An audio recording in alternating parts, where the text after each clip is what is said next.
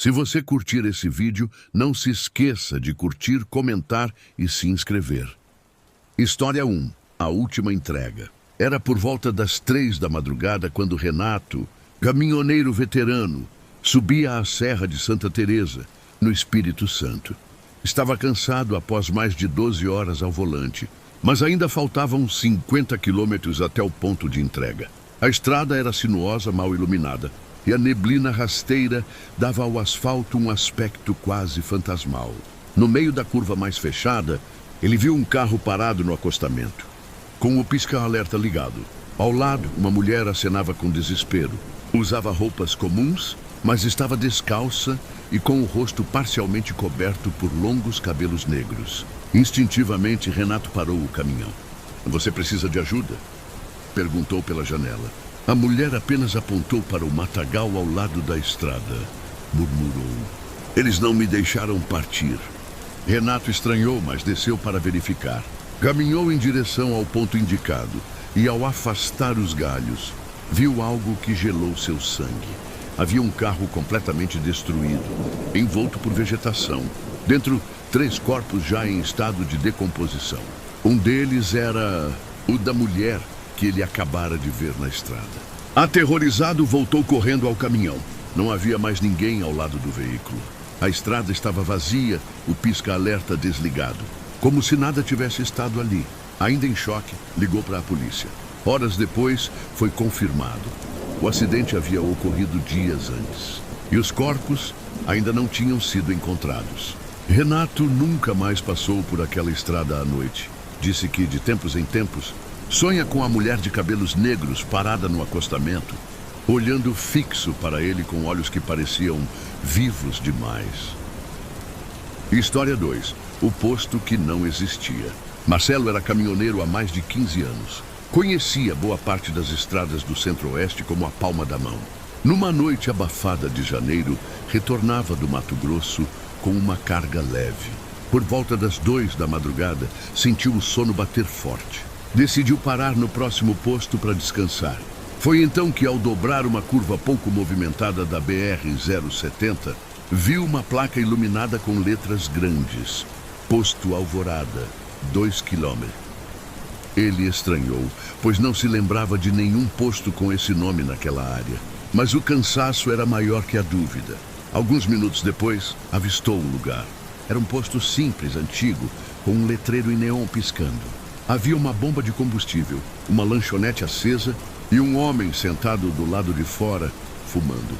Marcelo encostou o caminhão, desceu e foi cumprimentar o sujeito. "Boa noite, parceiro." O homem apenas olhou e fez um leve aceno com a cabeça. O rosto era inexpressivo, pálido. Os olhos pareciam vazios. Ainda assim, Marcelo entrou na lanchonete. Lá dentro, tudo parecia um pouco fora do tempo. Um rádio tocava música dos anos 70, o refrigerador tinha garrafas de vidro antigas e os preços na parede estavam incrivelmente baixos. Pediu um café. A moça do balcão, de cabelos presos e uniforme antigo, lhe serviu em silêncio. Quando ele tentou puxar conversa, ela simplesmente respondeu: "Não é bom ficar muito tempo aqui." Marcelo riu sem entender, mas algo na atmosfera do lugar começou a incomodá-lo. A luz parecia menos intensa. O som do rádio ficou distorcido. E o café, embora quente, tinha gosto metálico. Sem terminar de beber, ele decidiu sair. Ao olhar para fora, não havia mais ninguém. O homem do lado de fora havia desaparecido. E o posto que antes parecia iluminado, agora estava escuro, como se estivesse abandonado há anos. Assustado, correu para o caminhão e partiu imediatamente. 20 minutos depois, ao parar em um posto conhecido, contou o ocorrido a um frentista. O homem arregalou os olhos e respondeu: "Amigo, o posto Alvorada pegou fogo em 1997. Morreram 2 pessoas aqui. Nunca reconstruíram. Só restaram escombros. Não tem nada ali há mais de 20 anos." Marcelo voltou lá dias depois, de dia, encontrou apenas ruínas cobertas de mato e um letreiro caído com letras quase apagadas. Desde então, ele afirma, existem lugares na estrada que se revelam apenas quando você está entre o sono e o esquecimento. História 3. O Homem do Capuz. Adalberto, conhecido entre os colegas como Beto, tinha uma rotina que muitos consideravam perigosa. Só dirigia à noite. Dizia que o frescor da madrugada e o silêncio da estrada o ajudavam a pensar. Mas em uma madrugada chuvosa de agosto na BR-116, algo atravessou seu caminho e nunca mais saiu de sua memória.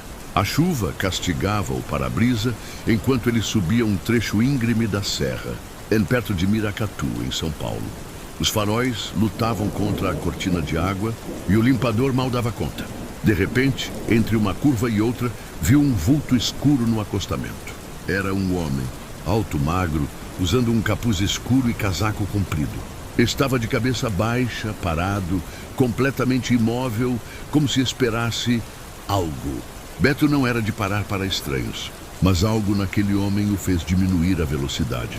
Quando o caminhão passou por ele, o estranho virou o rosto. Mas não havia rosto, apenas sombra. Um vazio onde deveriam estar olhos, nariz e boca. O caminhão estremeceu. O rádio chiou com força. E por um segundo o motor pareceu falhar. Beto pisou fundo, acelerando o morro acima. Mas o sentimento de estar sendo seguido ficou. Cerca de 5 minutos depois, olhou pelo retrovisor. E ali estava ele. O mesmo homem, caminhando no acostamento, agora alguns metros atrás. Molhado da cabeça aos pés. Como se tivesse estado ali o tempo todo, apesar da distância percorrida. Assustado, Beto entrou no primeiro posto 24 que viu, trancou-se no caminhão e passou o resto da noite acordado. Só no amanhecer se sentiu seguro para continuar viagem. Contou a história em uma roda de caminhoneiros numa oficina em Registro. Um dos mais velhos, um senhor de barba branca e olhar sombrio, comentou: "Você viu o homem do capuz? Ele aparece para quem carrega mais do que peso. Aparece quando a estrada percebe que você está fraco por dentro." Muitos viram, poucos têm coragem de contar. Desde então, Beto passou a dirigir apenas de dia. E até hoje diz que quando fecha os olhos por muito tempo, vê o vulto parado no acostamento, sempre esperando, sempre sem rosto. História 4. Carga maldita. Silvano transportava cargas fechadas entre o interior do Pará e o Maranhão. Era um dos poucos que aceitava atravessar a região conhecida como Trilha dos Ossos. Uma estrada de terra batida e buracos fundos que cortava trechos isolados da floresta. Naquela semana, a empresa ofereceu o dobro do valor habitual para levar uma carga especial. Um container lacrado com destino a um laboratório, nos arredores de Imperatriz. Sem perguntas, sem paradas. Silvano, precisando do dinheiro, aceitou. O embarque foi silencioso. 2 homens de jaleco acompanharam o lacre da porta traseira, mas não disseram uma palavra sobre o conteúdo. Apenas entregaram uma folha de rota com um aviso em vermelho. Não abrir, sob hipótese nenhuma. Na primeira noite, tudo transcorreu normal. Mas na segunda madrugada, no trecho mais ermo da trilha, o rádio começou a chiar. A luz interna do painel oscilava. Silvano achou que fosse um problema elétrico, até ouvir. Bateram 3 vezes, fortes, secas, vindas de dentro do container. Silvano parou. Acendeu a lanterna e foi até a parte traseira do caminhão. O lacre estava intacto, mas naquele silêncio profundo da mata, ouviu um sussurro, quase como uma criança chorando. Voltou para a cabine sem olhar para trás. Pisou fundo. No dia seguinte, resolveu relatar o ocorrido por telefone ao supervisor. A resposta foi curta e fria. Apenas entregue. Não toque no container. Não pare mais. Mas as batidas continuaram. Agora mais frequentes. Às vezes, vinham acompanhadas de gemidos, de arranhões nas paredes internas. Silvano ficou sem dormir. Seu rosto perdeu a cor. Na última noite, já próximo do destino, teve um colapso. Parou no acostamento, desceu e gritou: "O que tem aí dentro?" A resposta veio em sua cabeça. Uma voz sussurrada, familiar, como se já estivesse dentro dele. "Você já sabe." Silvano não se lembra como chegou ao destino. Conta que tudo ficou preto por um tempo. Quando acordou, estava deitado numa maca, em um hospital de Imperatriz. A carga havia sido entregue. A empresa não respondeu seus chamados. Meses depois, descobriu que o laboratório pegou fogo misteriosamente. Sem sobreviventes, sem registro do container. Hoje Silvano não trabalha mais com transporte. Diz que ouve as batidas até hoje, principalmente à noite, quando a casa está em silêncio. E ainda sonha com a mesma frase: você já sabe. História 5. A menina da curva do KM-33. Rodrigo era um caminhoneiro jovem, ainda com menos de 5 anos de estrada. Sempre cuidadoso, evitava pegar rotas desconhecidas à noite.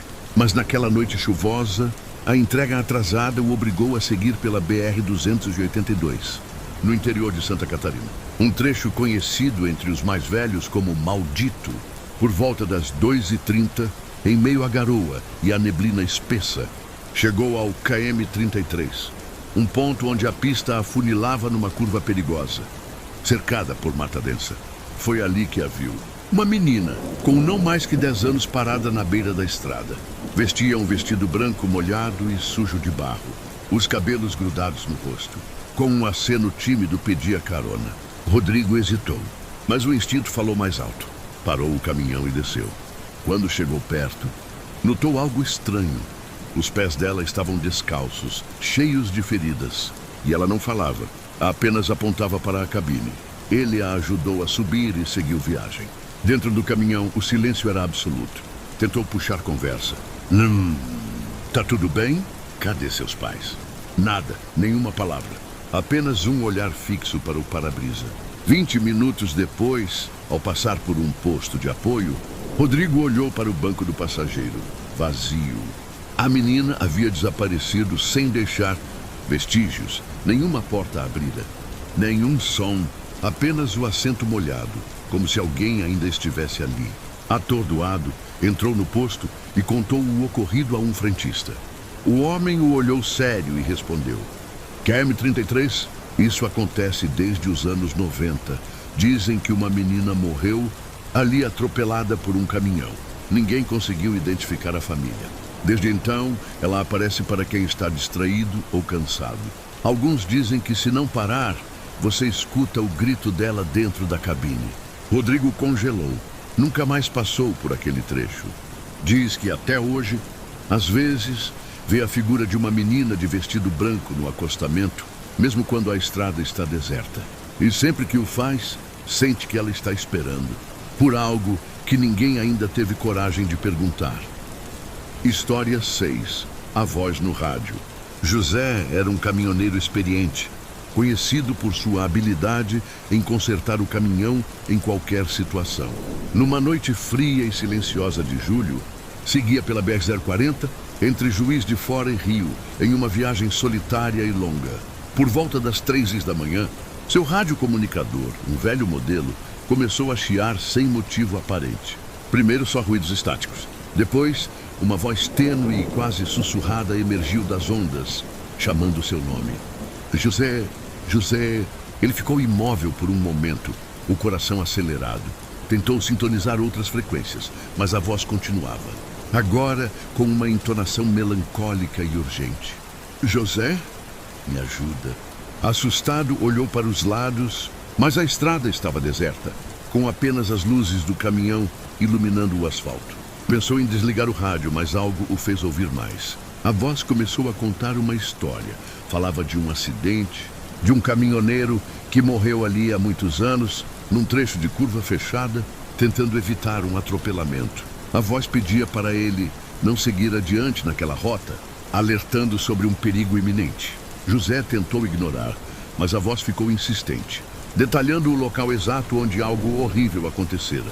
Ele decidiu desacelerar e passar por um posto que havia logo após a curva. Lá contou a um frentista o que acontecera. O frentista ouviu atento e então falou: você ouviu a voz do Zé da Curva. Dizem que ele morreu ali tentando salvar alguém. Desde então, sua alma fica presa, tentando avisar os outros caminhoneiros para não passarem por aquela estrada nas noites de chuva.